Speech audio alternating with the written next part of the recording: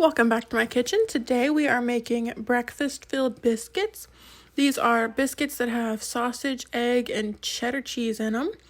So to start off, we're going to add our dry ingredients to the bowl. Now my bowl's dirty because I was making other biscuits and I put these in there as well. So we're going to add 2 cups of flour, 1 tablespoon of sugar, 3 teaspoons of baking powder, 1 teaspoon of salt, and this is optional, but I like to put a little bit of garlic powder in there, so about half a teaspoon. I think it just gives it a little bit more flavor, and it kind of tastes like those garlicky cheddar biscuits a little bit. So now we're going to add half a stick of butter, and I cut this up into cubes so it'll combine a little bit better. And you can do this with a pastry cutter where you can cut the butter in, or you can use forks. I just think it's easier with my hands. I know that some people don't like that, but I can just feel the pieces a little bit better and tell when they're the right size and they're small enough. And we're going for about pea-size chunks of butter here. So once we have all of that mixed up nicely, we're going to need to have some scrambled eggs for this. Now I did about 4 eggs, and my skillet here's dirty as well because I was making other egg dishes today.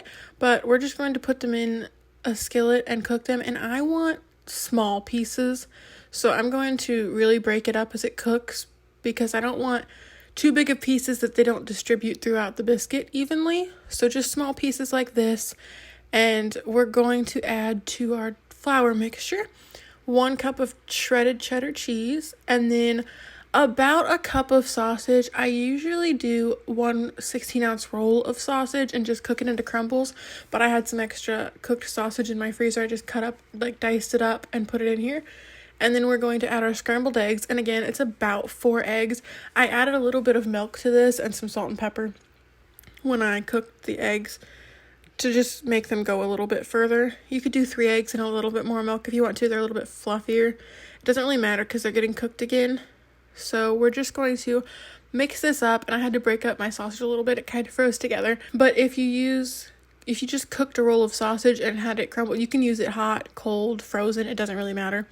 And then to this, we are going to add 1 cup of milk. And I want these to be drop biscuits. I don't want to have to roll them out because it'll make it easier if we can just drop them into little scoops on a cookie sheet. So I'm going to stir in the milk here until it's a nice dough and all the flour is wet from the milk. And it doesn't look like it's a dough really because there's so much extra stuff in it with the sausage and the eggs. It's a little bit thick, but that's okay. It will still stick together when it cooks. I've done this multiple times and it's always worked out. So you can measure this. I just typically don't. This recipe makes a dozen.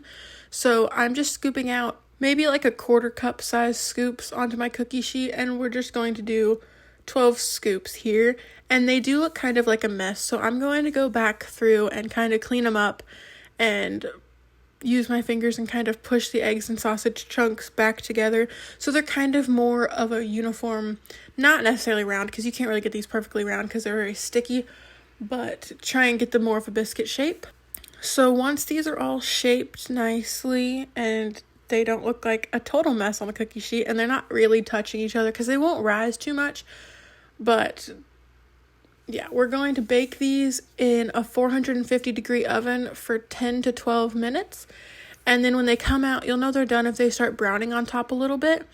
So these ones browned on top a little bit. The cheese melted and on top it kind of cooked a little bit. And I let these ones, so I'm using these as freezer meal prep.